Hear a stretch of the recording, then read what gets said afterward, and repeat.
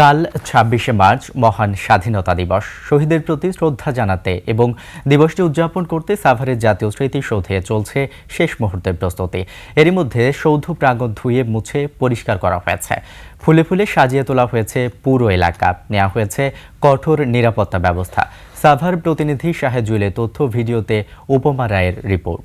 Lily ultrasoft serum gel, যা গভীর থেকে স্কিনে দেয় 3 গুণ সিরাম হাইড্রেশন। সিরাম জেল হাইড্রেশনে ব্রাইট থাকো সব সিজনে। পুরোদমে চলছে রং করা সহ অন্যান্য সৌন্দর্য বর্ধনের কাজ। কেউ ঘাস কাটছে, আবার কেউ বা ফুল গাছগুলোতে পানি দিচ্ছে।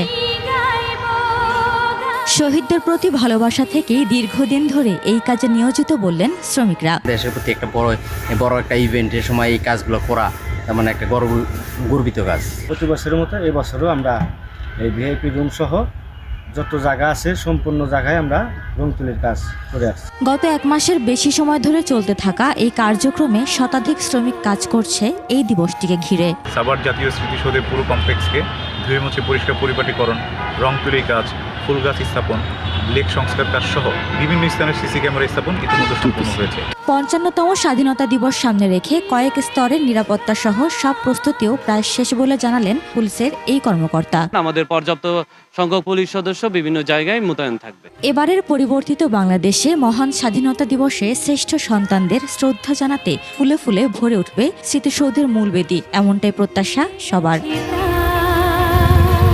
উপমা রায়, ডেস্ক রিপোর্ট, 21শে টেলিভিশন।